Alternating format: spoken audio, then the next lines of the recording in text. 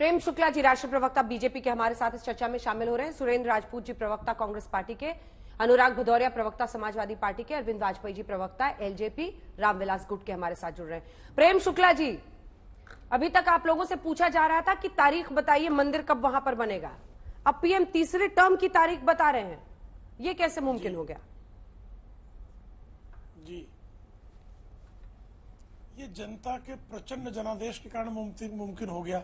आदरणीय नरेंद्र मोदी जी की जनप्रियता के कारण मुमकिन हो गया। आदरणीय नरेंद्र मोदी जी की जन कल्याणकारी योजनाओं के क्रियान्वयन के कारण मुमकिन हो गया। जिस तरह से जनता न केवल भारत में बल्कि समग्र विश्व में आदरणीय नरेंद्र मोदी जी की लोकप्रियता को बरकरार रखती है, उसके कारण मुमकिन हो गया।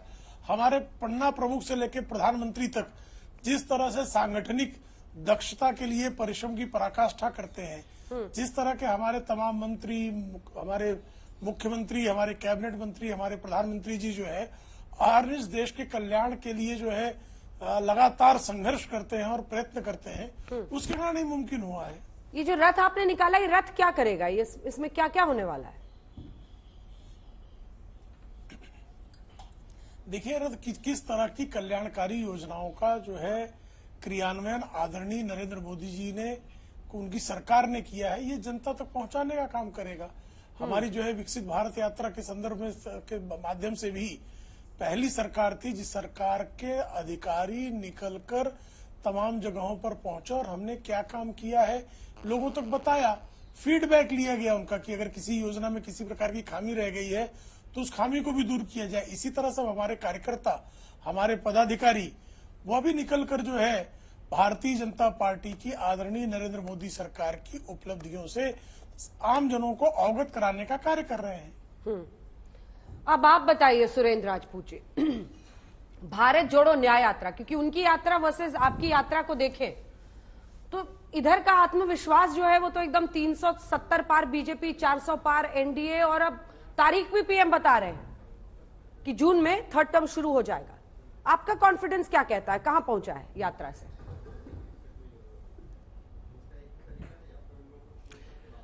अंजना जी, देखिए, हम तो बहुत स्पष्ट बात करते हैं। हम तो कहते हैं हमारा कॉन्फिडेंस तो हमारी जनता है और हमारी जनता का नेतृत्व का इंडिया गठबंधन है।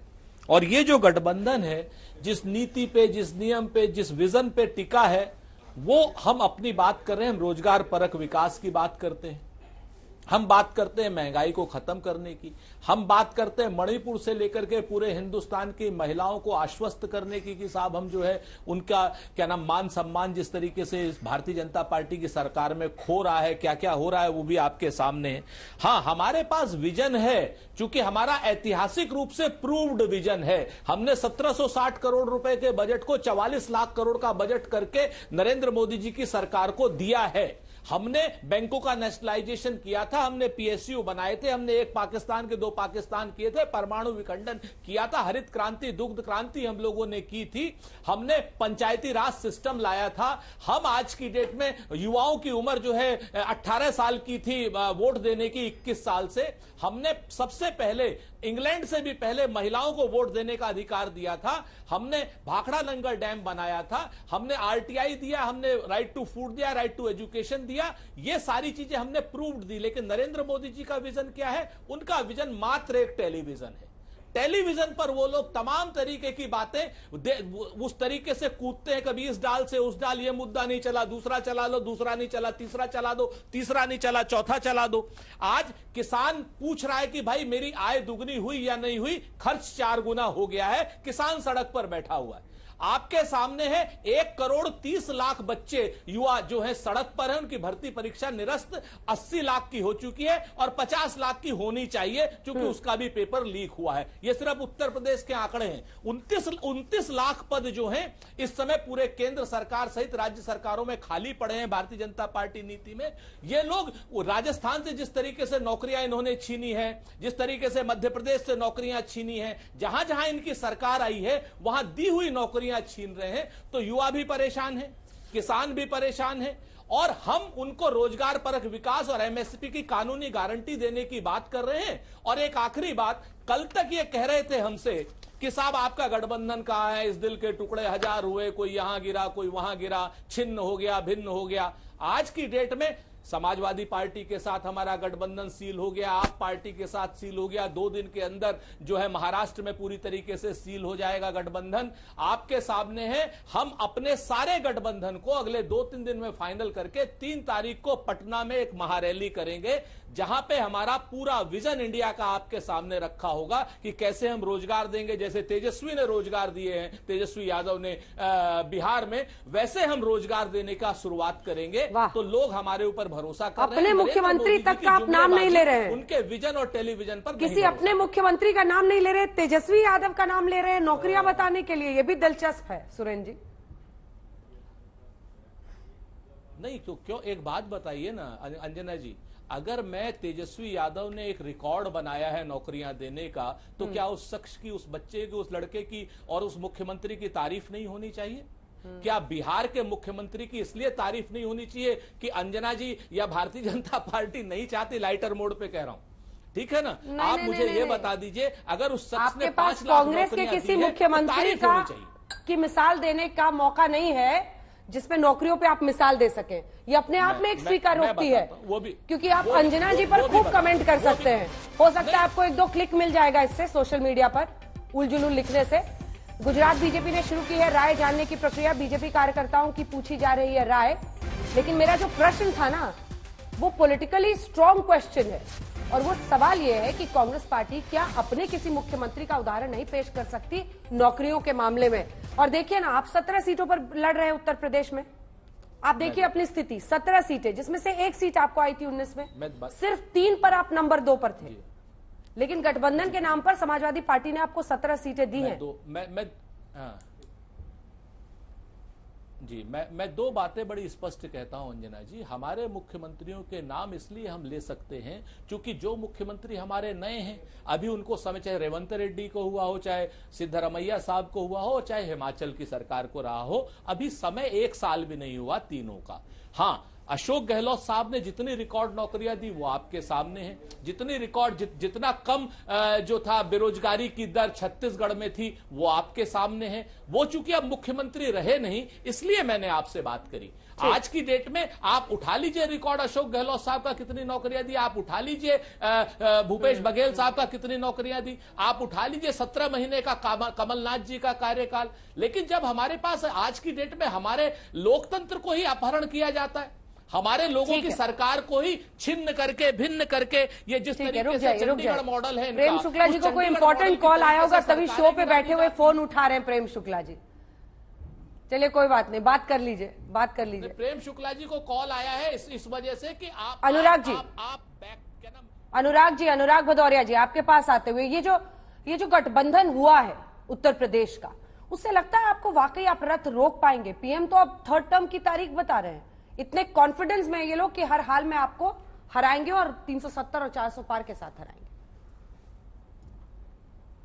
आपको पता है, जब व्यक्ति डरा रहता है, जब पार्टी डरी होती है, तो इस तरह का ही नारा देती है, हम डरे नहीं हैं, हम 400 पार करेंगे, हम दोबारा से सत्ता में आएंगे। वो कॉन्फिडेंस नहीं कहते उसको कहते हैं अंदर में धुकधुकी हो रही है भारतीय जनता पार्टी के, ऊपर से वो दिखाने की कोशिश कर रहे हैं कि हम डरे नहीं हैं।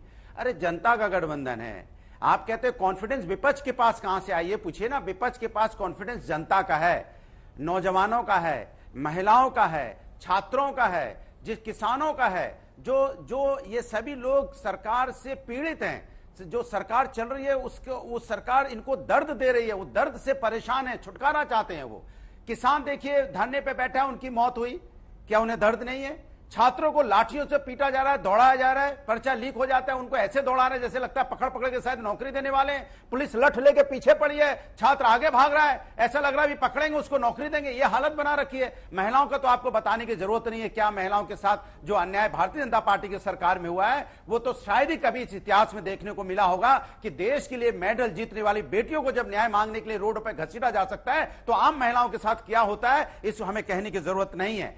भारतीय जनता पार्टी जो कभी भी इस देश के अंदर में जो समाज के मुद्दे हैं, गठबंधन किस बात पे? समाजवादी, कांग्रेस और दूसरे आम आदमी पार्टी का गठबंधन क्यों है? हमारी विचारधाराएं अलग है, हमारी हमारी पार्टियां अलग हैं, फिर हम एक साथ क्यों आए हैं? हम एक साथ इसलिए आए हैं कि देश का लोकतंत्र खतरे में है, देश की जो किसान परेशान है, जिस तरह से महंगाई बेरोजगारी से लोगों की कमर टूटी हुई है, जो केस आपको देखने को मिला चंडीगढ़ में, जिस तरह से लूट तंत्र देखने को मिला लोकतंत्र की जगह, कैसे जिताया गया मेयर को, किससे छुपी हुई बात नहीं है। किस तरह से आपने देखा नैब सिंह को गोली मार दी गई हरियाणा में। भारतीय जनता पार्टी की सरकार है कि नहीं बताइए आप? वहां पे इस तरह की गोली अगर किसी दूसरे प्रदेश में मार दी जाती किसी प्रदेश अध्यक्ष को, तो किस तरह की हालत करते भारतीय जनता पार्टी। किसी से छुपी हुई बात नहीं है, और एक जगह एक घटना नहीं हो रही है, लगातार एक घटनाएं देखने को मिल रही है। इसलिए इंडिया गठबंधन एक साथ आया है। तो आप सोच सकते हो आपसी कितने हमारे वैचारिक मतभेद हैं, फिर भी हम एक साथ क्यों? हिंदुस्तान सबसे पहले, दल व्यक्ति बाद में है। हम सब अपना फायदा नुकसान बाद में सोचते रहेंगे, लेकिन हिंदुस्तान बचाना पहले जरूरी है। हिंदुस्तान के लोगों की जो परेशानियां हैं, उससे हमें लोगों को दूर करना है, लोगों को उससे उबारना है। सरकार इनके बारे में, जनता के बारे में कहां सोच रही है? सरकार सत्ता के बारे में सोच रही है। सरकार को सत्ता चाहिए, किसी कीमत पे सत्ता चाहिए। भ्रष्टाचारियों को अपने पास ले आए, और भ्रष्टाचारी जिन पे आरोप लगाते थे उनको अपने दल में शामिल कर ले, उन्हें कोई दिक्कत नहीं। जिनको ये उल्टा सीधा बोलते थे, चाहे आदरणीय हमारे नीतीश जी हो, उनको भी अपने साथ लें, कोई दिक्कत नहीं। सत्ता के भूखे, इसलिए मैं कह रहा हूं साइकिल और पंजे की ताकत बीजेपी के लिए है बनी आफत। बीजेपी में भय है भय, गठबंधन की जीत है तय। अरविंद जी मान के चलिए।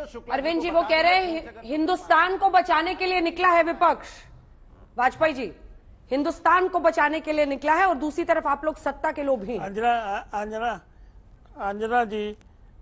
अंजना जी अगर प्रवक्ताओं के अच्छे बोलने से वोट मिल जाए तो फिर तो सब ठीक हो जाए। वो नहीं मिलता है, बिल्कुल नहीं मिलता। देखिए 14 में जब मोदी जी के पास कुछ नहीं था, गुजरात मॉडल के नाम पे 14 में जीते हैं, और अब तो 14 से जो 9 साल काम किए हैं वो जनता ने महसूस किए हैं, जनता के बीच में काम है। ऐसी क्रेडिबिलिटी नहीं बन जाती है, आत्मविश्वास ऐसे ही नहीं आ जाता है। आत्मविश्वास जब आता है जब आपने काम किया हो, तैयारी की हो। अभी राजपूत जी को मैं सुन रहा था, बहुत बढ़िया सज्जन है, बहुत बढ़िया हमारे भाई हैं, इन्होंने बड़ी चीजें गिनाई 60 साल की कांग्रेस की, लेकिन ये भूल गए कि जनता के दिलों में आज भी आपातकाल की याद घुसी हुई है बाकायदा। आज भी 84 के दंगे घुसे हुए हैं, आज भी हाशिमपुरा के दंगे घुसे हुए हैं, आज भी भागलपुरा के दंगे घुसे हुए हैं, आज भी आपके करप्शन का इतिहास घुसा हुआ है। कहां चले? जनता का विश्वास नहीं जगा पाए। सॉरी, माफ करना, हमें कहने में कोई आपत्ति नहीं है। और दूसरी तरफ 9 साल के जो काम है वो बोल रहे हैं, और ये रथ यात्रा जो निकल रही है, जो रथ भेजी है निकाल के आज नड्डा जी ने, उसमें इस 9 सालों में इस सरकार ने जो जो काम किए हैं उसको जनता को दोबारा से रिमाइंड कराया जा रहा है, जबकि जनता उन चीजों को अच्छी तरीके से जानती है। अब छोटा सा देख लो ना जरा, 7,000 स्टार्टअप थे और अब कितने हो गए? 1,11,000। 70 एयरपोर्ट थे, अब कितने हो गए? 146। 2 मोबाइल फैक्ट्री थी, अब कितनी होगी? 147। 186 मेडिकल कॉलेज थे, अब कितने हो गए? 700। 4 करोड़ मकान बना के दिए गरीबों को, जिसकी रजिस्ट्री महिला के नाम होती है, जो महिला मुखिया होती है। 11 करोड़ जो शौचालय बने हैं वो महिला की इज्जत का सवाल था। ये किसने सोचा था ये चीजें? 37 किलोमीटर सड़क रोज बनाते हैं, वो पहले कभी बनी है? उसके बाद 24 लाख करोड़ हाईवे के लिए अलॉट कर दिए, 65,000 करोड़ OROP के लिए कर दिए, 22,000 करोड़ आदिवासी बच्चों की शिक्षा के लिए कर दिए, 10 लाख करोड़ यूरिया की सब्सिडी के लिए कर दी। मतलब हम ये कह रहे हैं ऐसी थोड़ी आत्मविश्वास आ जाएगा। और माफ करना, हमको सरकार बनाने के लिए सिर्फ 272-273 सीटें चाहिए, लेकिन टारगेट कितने का रखा हुआ है? 400 के पार। तो ये टारगेट अचीव करेंगे, और अचीव करने के पीछे ये है कि जनता मोदी की क्रेडिबिलिटी मानती है, मोदी की गारंटी मानती है।